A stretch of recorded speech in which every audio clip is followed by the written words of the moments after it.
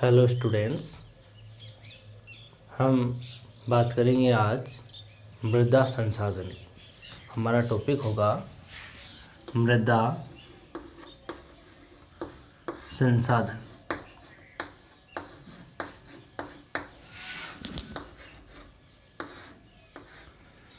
Important topic है, अक्सर question पूछे जाते हैं इनसे। मृदा से संबंधित इनको प्रभावित करने वाले कारकों की पूछ लेते हैं, या कहाँ पर किस प्रकार की मृदाएं हैं उसके बारे में पूछ लेते हैं। जो अधिक उपजाऊ युक्त जो मृदा होती है उसके बारे में पूछ लेते हैं। उसमें कोई भी मृदा आ सकती है, काली आ सकती है, लाल आ सकती है, लेटेराइट आ सकती है।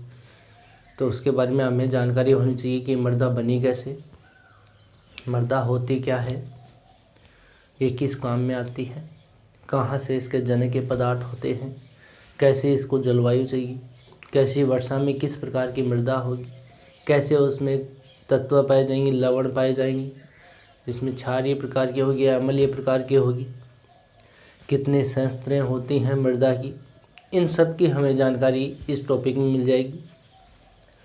सबसे पहले हम मृदा के बारे में देखें तो मृदा जो है वो प्राकृतिक संसाधन के रूप में एक महत्वपूर्ण घटक है। यानी प्रकृति की जो देन होती है, प्रकृति द्वारा ही निर्मित जो देन होती है हमें डायरेक्ट, सबसे महत्वपूर्ण कारक मृदा ही होती है। और तो जैसे हम मकान बनाते हो तो मानव निर्मित हो गए, उसमें मानव का हाथ है, कृत्रिम रूप हो गया ये। पेड़ है, पेड़ प्रकृति की देन है। पेड़ हम लगाते ज़रूर हैं लेकिन उसके बीज का अंकुरित होना ये सब प्रकृति की ही देन है। तो प्रकृति की जो देन होती है उसमें सबसे महत्वपूर्ण घटक क्या होती है? मृदा। मृदा में सब कुछ होता है, वनस्पति होती है, पेड़ पौधे होते हैं, कृषि होती है। तो मृदा एक महत्वपूर्ण कारक माना जा सकता है। धरातल पर जो महीन कण होते हैं, धरातल पर जो महीन कण होते हैं, उन महीन कणों से जो बनी हुई एक पतली परत होती है। धरातल जो है अपना, इस धरातल पर एक महीन कणों वाली पतली परत जो होती है, जिसमें खनिज भी होते हैं, जिसमें आर्द्रता भी होती है, जिसमें खनिज चट्टानों के कण भी होते हैं, उर्वरक पदार्थ भी होते हैं, वायु भी होती है, जल होता है, इनसे मिलकर के बनती है, उसे हम मृदा कहते हैं। वापस रिपीट कर रहा हूँ, मृदा एक प्राकृतिक संसाधन है और इसके अंदर जो धरातलीय क्षेत्र है, इस धरातल पर जो महीन कणों की जो एक पतली परत बिछी हुई है, जिसके अंदर खनिज है, हुमस है, हुमस की मात्रा है, जिसमें जैविक तत्वों से सड़े गले अंश जिसको होते हैं उसको ह्यूमस बोलते हैं, जो कि मिट्टी में उर्वरक बढ़ाते हैं, उपजाऊपन बनाते हैं मिट्टी को। ठीक है। और इसमें आर्द्रता होती है, आर्द्रता मतलब जो नमी होती है जल से वो होती है, वायु होती है। इसके हम 5 तत्व मानते हैं मुख्य रूप से। कौन कौन से मानते हैं? 5 तत्व है। इसमें शैल चूर्ण होता है। कौन सा होता है? शैल चूर्ण। इसमें ह्यूमस होता है, मिनरल्स होते हैं,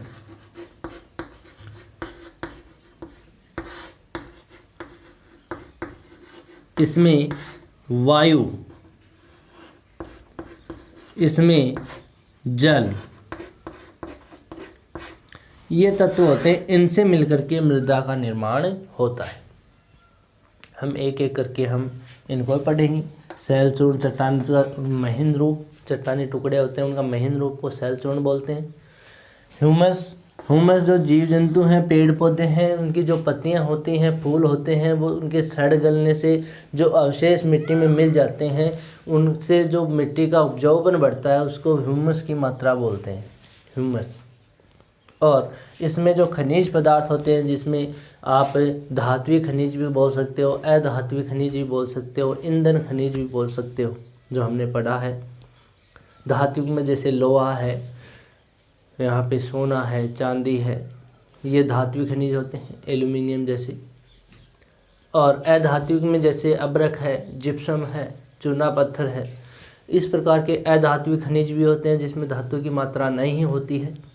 ईंधन खनिजों में कोयला है, पेट्रोल है, प्राकृतिक गैस है। इस प्रकार की जो तत्व होते हैं ये मिट्टी में ही पाए जाते हैं, मिट्टी में ही बनते हैं। यहाँ पर जो वायु है और जल है ये वेरी इंपॉर्टेंट चीज़ है इसके अंदर। जब मिट्टी के कण होते हैं वो 2 कण होते हैं, इनके बीच में जो ये जगह होती है, गैप होता है, इसको रंध्र बोलते हैं। क्या बोलते हैं इसको? रंध्र बोलते हैं। इस रंध्र में यहाँ पे वायु भी होती है, इस रंध्र से होकर के मिट्टी में जल भी जाता है। समझ रहे हो बात? यहाँ पर मिट्टी आप देखते हो, मिट्टी को आप फैला के देखना, उसके महीन कण मिलेंगे आपको, छोटे छोटे कण मिलेंगे। उन 2 कणों के मध्य आपको जगह मिलेगी, गैप मिलेगा, एक दूसरे से चिपके हुए नहीं मिलेंगे आपको मिट्टी। अगर वो गैप है तो उस गैप को तो क्या बोलते हैं? रंध्र बोलते हैं। उस गैप से ही होकर जब हम मिट्टी के ऊपर पानी डालते हैं तो वो पानी रिस करके नीचे चला जाता है और वो जगह गिल्ली हो जाती है, तो वो रंध्रों से ही होके जाती है, वो कण के अंदर से नहीं जाती, वो उन रंध्रों से ही होकर चली जाती है। आप जब पानी डालोगे तो आपको चलता हुआ पानी नज़र आएगा, मिट्टी में चलता हुआ पानी नज़र आएगा, वो उन रंध्रों से होकर के ही आगे निकलता है। यहाँ पर इन 2 कणों के मध्य जो गैप होता है जहाँ पानी जाता है उसमें वायु भी रहती है, जिसमें वायु भी रहती है। तो यहाँ पर इनको 5 तत्वों से मिलकर के एक मृदा बनती है। कौन से तत्वों से? सैल चूर्ण से, ह्यूमस से, खनिज पदार्थ से, वायु से और जल से। इन तत्वों से मिलकर के बनती है। ठीक है। जो निर्माण होता है इन चट्टानों से, इस मिट्टी का जो निर्माण होता है वो चट्टानों के विघटन से होता है। चट्टान है, चट्टान बड़ी बड़ी चट्टानें हैं, वो बनी कैसे? हमने फर्स्ट ईयर में पढ़ा था।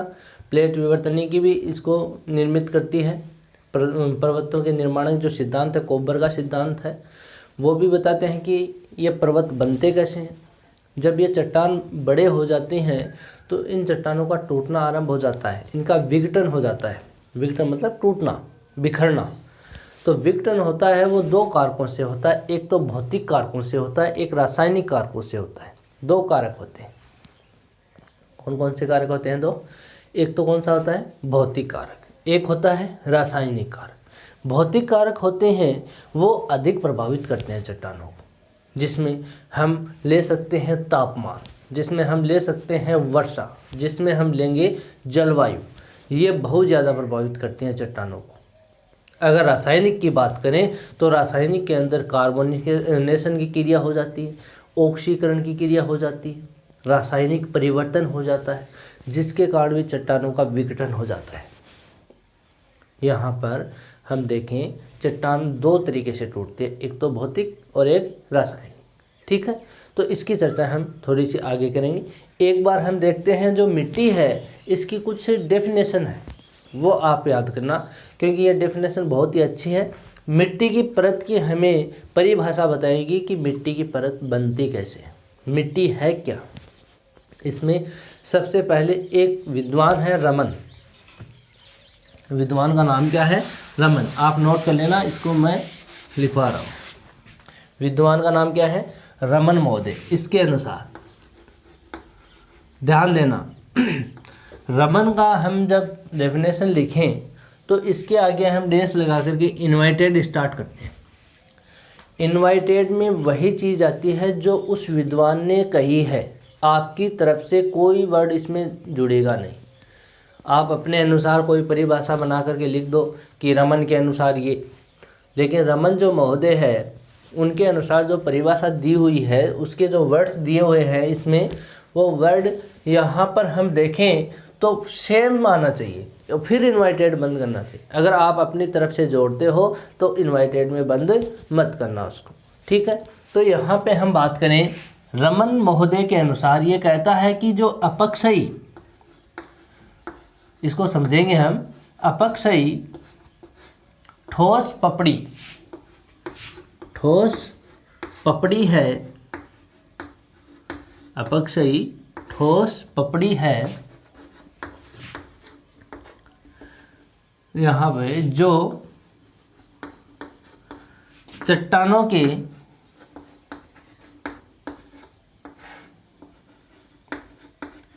टूटने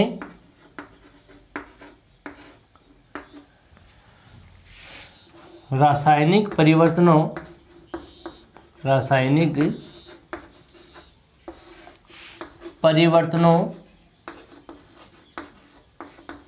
से बने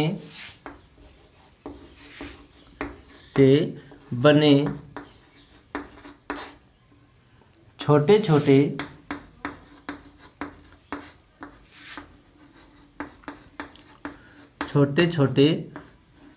कणों व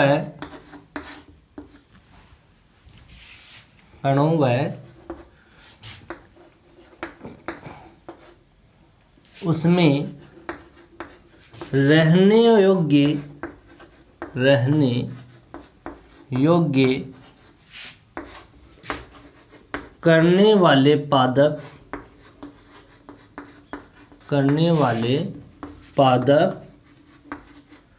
व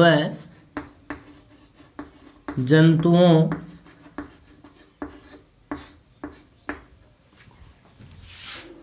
के अवशेष से बनी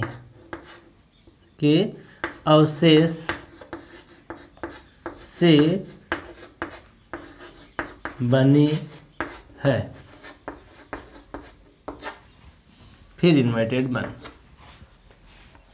यह परिभाषा है किसके अनुसार? रमन महोदय के अनुसार। आपको ये याद रखनी है। अब देखो, जो मृदा है वो पृथ्वी की सबसे अपक्षयी ठोस पपड़ी मानी जाती है। अपक्षयी का मतलब होता है, दो चीज़ होती हैं, एक तो होता है अपक्षय और एक होता है अपर्दन। दो चीज़ होती है। चट्टान का विघटन होता है दो तरीके से होता है, एक तो होता है अपक्षय और एक होता है अपर्दन। अपक्षय का मतलब होता है अपने ही स्थान पे टूटना फूटना। क्या होता है? अपने ही स्थान पर टूटना फूटना। समझ गए? यानी कोई पत्थर है, जैसे मान लो वो पत्थर अपने ही स्थान पे उसमें क्रैक्स आ गए। एक पत्थर था पहले, उसमें क्रैक्स आई, उसके अनेक टुकड़े हो गए अपने ही स्थान पर। यानी उसमें कोई अलग जाकर के उसमें, जैसे वो पत्थर कहीं जाकर के टकराया तो उसका विखंडन हुआ, ऐसा नहीं। वो अपने ही स्थान पे था, उसमें क्रैक्स आई और अपने स्थान पे टूटना फूटना हो गया। उस क्रिया को बोलते हैं अपक्षय। ठीक। और जब वो टूटना फूटना हो गया, जो एक स्थान पे टूट गया फूट गया, तो अब बाह्य के जो कारक होते हैं, जिसमें नदी भी हो सकती है, जिसमें हवा भी हो सकती है, जिसमें हिमानी भी हो सकती है। हिमानी जिसमें जैसे बर्फ़ चलती है पर्वतीय क्षेत्रों में, ग्लेशियर्स में, उसको हिमानी कहते हैं, हिमनद बोलते हैं जिसको, वो हो सकती है। भूमिगत जल हो सकता है। वो जो कारक होते हैं, वो कारक इन चट्टानी टुकड़ों को अपने साथ में लेकर के चले जाते हैं। जैसे मानो यहाँ पे कोई चट्टानी पदार्थ है, वो टूट गया, उसका अपक्षय हो गया। अब जो बाह्य कारक है, नदी आई यहाँ से और नदी इन चट्टानी कणों को अपने साथ में घोल करके और आगे ले गई, वो स्थान खाली हो गया, या उस स्थान से चट्टानी पदार्थों को अन्यत्र ले गया। ठीक है, चाहे वो नदी हो चाहे वो हवा हो। हवा आएगी उड़ा करके इसको धीरे धीरे कुरसते हुए चली जाएगी और आगे ले जाएगी, दूसरे स्थान पे ले जाएगी। तो इस क्रिया को अपर्दन बोलते हैं। क्या बोलते हैं? अपर्दन, यानी खुरचना, उस स्थान से, उस जगह से उस पदार्थ को हटा देना, उसको कहते हैं अपर्दन की क्रिया। अपने स्थान पे टूटना अपक्षय की। ठीक है। तो जो पृथ्वी है, जो पृथ्वी की सबसे जो अपक्षयी ठोस पपड़ी है, वो कौन सी है? मृदा है। ठीक है, यहाँ पे आप इसको जोड़ सकते हो।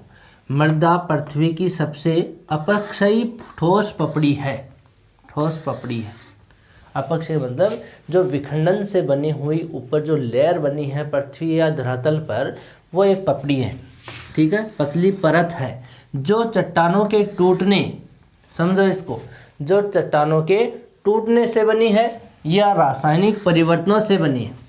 रासायनिक परिवर्तन भी हो सकता है, जैसे आपको बता दिया जाए किसी चट्टान में लोहे के पदार्थ हैं, किसी चट्टान में क्या है, लोहे के पदार्थ होते हैं।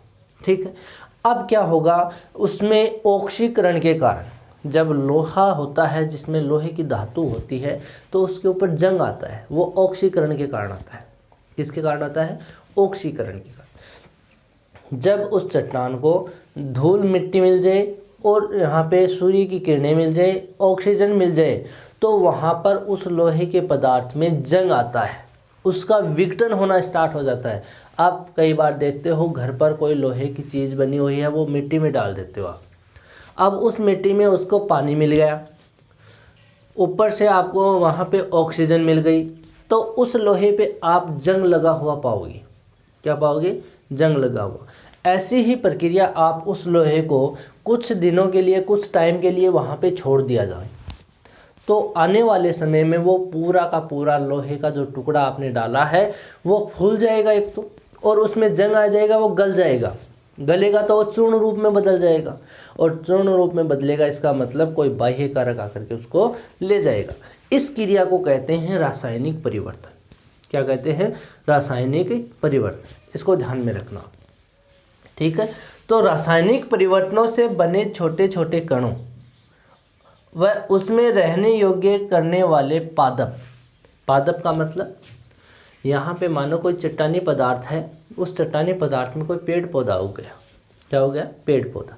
उसकी जड़ें जहाँ जहाँ जाएंगी वहाँ से वो चट्टानी पदार्थों को थोड़ा थोड़ा करके उसमें क्रैक्स पैदा करेगा, और क्रैक्स पैदा करेगा इसका मतलब वहाँ पर क्रैक्स पैदा करते ही उस चट्टान का विघटन हो जाएगा और उसका चूर्ण रूप में बदलना स्टार्ट हो जाएगा। तो ये पादप भी हैं। और जंतुओं का मतलब है जहाँ पे जीव जंतु रहते हैं, जैसे वो मिट्टी को यहाँ या चट्टानी पदार्थों को खोदते रहते हैं। जैसे कोई भी आप मान सकते हो, जिसमें दीमक मान सकते हो, लकड़ी के दीमक लग जाए तो उसको मिट्टी में मिला देती है, वो भी जीव में आती है। ठीक, तो ऐसे अनेक प्रकार के पदार्थ होते हैं जो वनस्पतियों को, पादपों को मिट्टी में मिलाते रहते हैं, जिससे मिट्टी का निर्माण हो जाता है, के अवशेष से बनी है। यानी ये पपड़ी किससे बनी हुई है, एक तो चट्टानों के टूटने से, रासायनिक परिवर्तनों से, और पादप और जंतुओं से मिलकर के एक ठोस पपड़ी का निर्माण होता है, जो कि किससे बनी, अपक्षय के कारण। जो अपक्षय होता है उसके कारण एक पपड़ी लेयर बनी हुई है, जिसको हम मृदा बोलते हैं, जिसको हम मिट्टी बोलते हैं। ठीक है, तो ये परिभाषा किसकी हो गई, रमन महोदय के अनुसार हो गई। ठीक है, क्या कहते हैं, अपक्षय ठोस पपड़ी है मृदा, जो चट्टानों के टूटने, रासायनिक परिवर्तनों से बने छोटे छोटे कण और उसमें रहने योग्य करने वाले जो पादप व जो जंतु हैं उनके अवशेष से बनी है। ठीक है, एक परिभाषा और है, वो परिभाषा है डॉक्टर बेनेट के अनुसार। ये तो कौन था, रमन महोदय। एक परिभाषा किसके अनुसार है, डॉक्टर बेनेट, विद्वान का नाम है डॉक्टर बेनेट। ये कहता है कि जो धरातल है, जो धरातल है उस पर जो मिलने वाली, धरातल पर मिलने वाले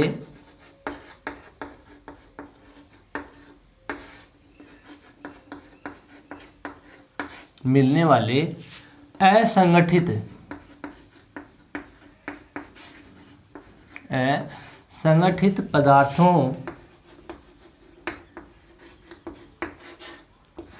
पदार्थों की ऐसी परत है, ऐसी परत जो मूल चट्टानों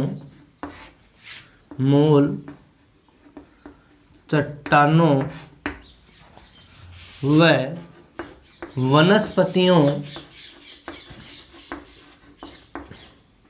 वनस्पतियों की अंश के सहयोग से बनी है। ये क्या कहता है मृदा के बारे में, ये क्या कहता है कि जो संगठित और असंगठित का मतलब समझो। संगठित तो होता है एक जगह जुड़ा हुआ, असंगठित का मतलब होता है बिखरा हुआ। आप मिट्टी को देखते हो, मिट्टी कहीं चिपकी हुई मिलेगी आपको, वो बिखरी हुई मिलेगी। आप ऐसे मिट्टी को हाथ में लोगे तो मिट्टी फैल जाएगी, ऐसे करते ही नीचे फैल जाएगी, उसको कहते हैं असंगठित रूप। अगर आप किसी पत्थर को लो, पत्थर को आप हाथ पे टिकाओ, वो नीचे नहीं गिरेगा, वो एक जगह स्थिर रहेगा, उसको कहते हैं संगठित रूप। समझ गए? दो रूप होते हैं, संगठित और असंगठित। असंगठित का मतलब बिखरा हुआ रूप और संगठित का मतलब एक जगह जुड़ा हुआ रूप। ठीक, तो यहाँ पर धरातल पर मिलने वाले असंगठित पदार्थों की ऐसी परत, मिट्टी के बारे में कह रहा है कि असंगठित पदार्थों की ऐसी परत जो मूल चट्टानों, जो पर्वतीय क्षेत्र हैं, मूल चट्टानों व वनस्पतियों के जो अंश हैं उससे बनी हुई है।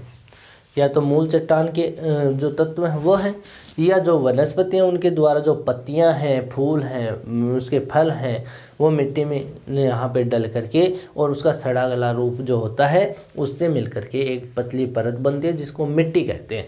ये बात कौन कहता है? डॉक्टर बेनेट महोदय कहते हैं। क्या समझे? कि धरातल पर असंगठित पदार्थों की एक ऐसी लेयर है कि इसके अंदर एक तो मूल चट्टानों के पदार्थ हैं, जो चट्टानी भाग है उसका विघटन होकर के छोटे छोटे कणों में मिल करके वो मिट्टी का रूप ले लिया। ठीक है। दूसरा जो कहता है ये कि जो वनस्पति होती हैं उनके जो अंश हैं वो भी मिट्टी में मिलते हैं, तो इन दोनों से जो मिल करके बनती है उसको हम मृदा बोलते हैं। ठीक है, तो ये बात कहता है यहाँ पर बेनेट महोदय। अब देखते हैं इसके जो निर्माण की जो अवस्थाएं हैं, जो प्रक्रियाएं हैं, वो दो रूपों में होती हैं। एक तो होती है भौतिक और एक होती है रासायनिक। एक तो क्या होता है? भौतिक, एक होता है रासायनिक। जो समय के अनुसार होते हैं उनको तो रासायनिक बोल सकते हो, और जो असमय के अनुसार होते हैं वो भौतिक होते हैं। जो भौतिक रूप से विघटन होता है, जो चट्टानों का अपघटन होता है, वो असामयिक रूप में होता है, उसका कोई समय नहीं है, कभी भी हो जाए। असामयिक रूप में लंबे समय तक उसकी प्रोसेस चलती रहती है और वो मिट्टी में बदलता रहता है। चट्टान का निर्माण जो होता है उसके बाद में असामयिक रूप में मिट्टी का भी निर्माण होता है। ठीक है, इसमें दो परिवर्तन है, एक तो है भौतिक परिवर्तन और एक है रासायनिक परिवर्तन। एक तो कौन सा है? भौतिक, और एक है रासायनिक। दो बातें हैं, एक तो कौन सा है? भौतिक, और एक है रासायनिक। ये मैंने आपको बता दिया है। भौतिक का मतलब इसमें आप ले सकते हो तापमान, इसमें आप ले सकते हो वर्षा, इसमें आप ले सकते हो जलवायु, इसमें आप कर सकते हो कार्बोनेशन,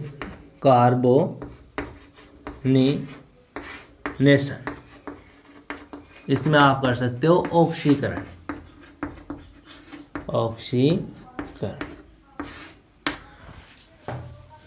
तापमान के अनुसार मिट्टी का निर्माण होता है। इसमें भौतिक पक्ष में जैविक पदार्थ भी महत्वपूर्ण होते हैं, जैविक कारक जो होते हैं वो भी मिट्टी पे यहाँ पे प्रभाव डालते हैं।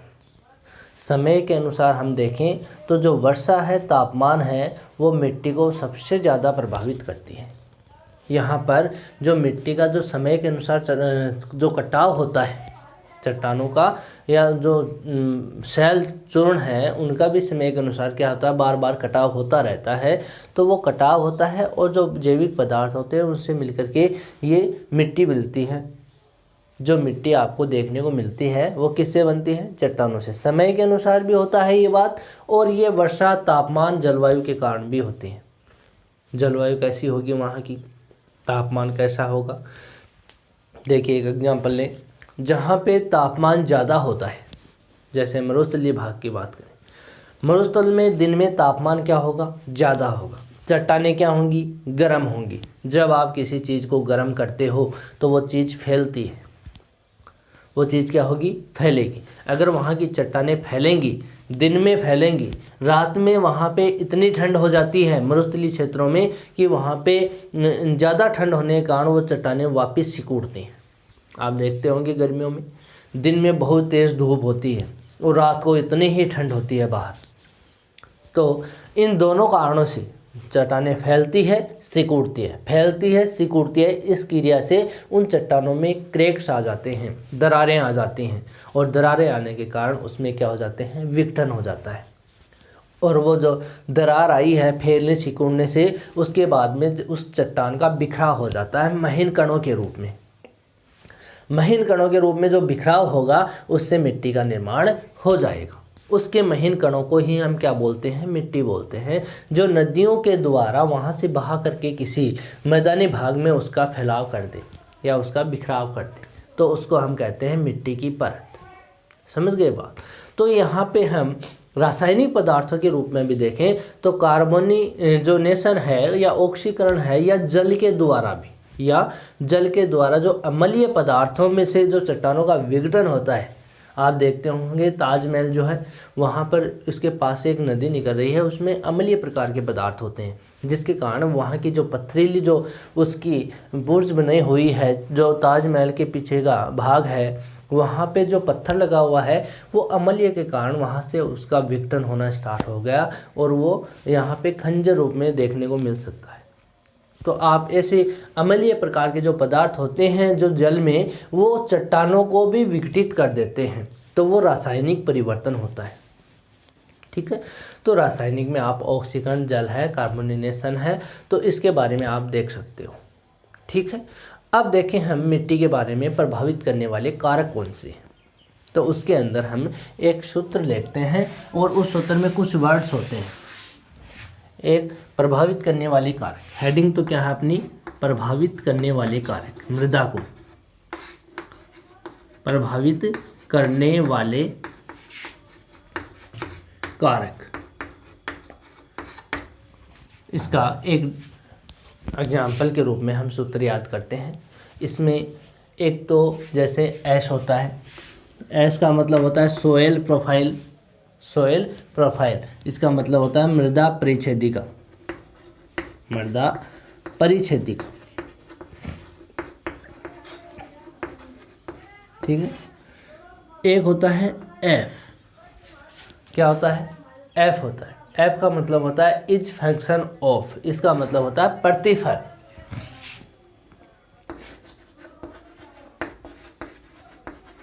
फंक्शन ऑफ, इसका मतलब होता है प्रतिफल। ठीक है। इसके बाद में ब्रैकेट में ये प्रतिफल किस किस से मिलकर के बना है, ये प्रतिफल जो है वो हमें कब मिलता है, तो इसके अंदर हम ले सकते हैं क्लाइमेट है, ऑर्गेनिक मैटर है जिसमें जैविक तत्व होते हैं, या आर का मतलब होता है, आर होता है जिसमें रिलीफ होता है, जिसमें ऊंचाउच होते हैं। तो यहाँ पे आप Cl को ले सकते हो, यहाँ पे आप ऑर्गेनिक मैटर को ले सकते हो, यहाँ पे आप रिलीफ को ले सकते हो, यहाँ पे आप P को ले सकते हो और T को ले सकते हो। फिर आप इसमें और भी तत्व ऐड कर सकते हो, और भी तत्वों से मिलके बनी है इसका प्रतिफल। ये तो क्या हो गया, सोयल प्रोफाइल, प्रोफाइल्स, मृदा परिच्छेदिका। ठीक है। ये तो क्या हो गया, मृदा परिच्छेदिका। यहाँ पे ऐप का मतलब हो गया इज फंक्शन ऑफ, इसका मतलब प्रतिफल, प्रतिफल किससे मिलकर के बना है, तो यहाँ पे सी का मतलब आप लिख सकते हो क्लाइमेट, क्लाइमेट, क्लाइमेट। ठीक है। यानी कि जलवायु। समझ गए बात। यहाँ पे क्या है, जलवायु। यहाँ पे ओ का मतलब लिख सकते हो ऑर्गेनिक मैटर, यानी जैविक तत्व, जैविक तत्व। ठीक है। आर का मतलब होता है रिलीफ, इसका मतलब होता है ऊंचावच। ठीक है। इस पी का मतलब होता है पेरेंट, क्या होता है, पेरेंट होता है। और पेरेंट का मतलब क्या होता है, यहाँ पे पदार्थ, कौन से, आधार सेल के जो पदार्थ होते हैं, तो इसको आप लिख सकते हो पेरेंट मटेरियल, पेरेंट मटेरियल। इसका मतलब होता है जो सेल, आधार सेल मान लो आप, आधारशैल पदार्थ, आधारशैल पदार्थ, ठीक है। ये हो गया पी का मतलब, और टी का मतलब हो गया टाइम, यानी कि समय।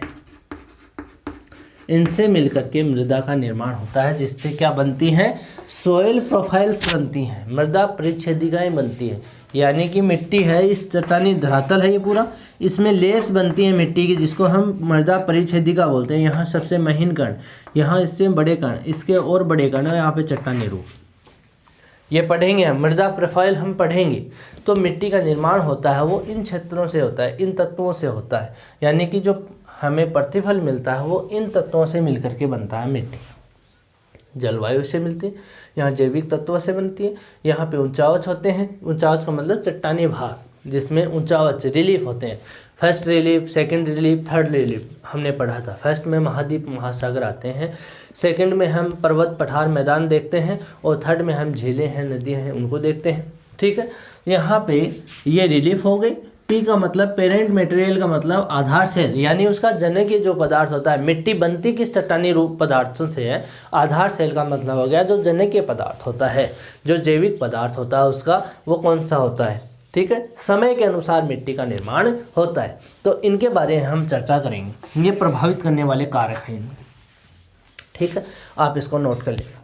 इसके बाद में हम प्रभावित करने वाले कारकों के बारे में पढ़ेंगे, जिसके अंदर मूल पदार्थ भी होगा, जिसके अंदर जैविक तत्व भी होंगे, जिसके अंदर हम यहाँ पे ऊंचावच है, जलवायु है, समय है, इन सब की चर्चाएं करेंगे कि कौन सा क्यों प्रभावित करता है इसको, ठीक है। आज के लिए इतना ही, नेक्स्ट वीडियो में बात करेंगे। Thank you.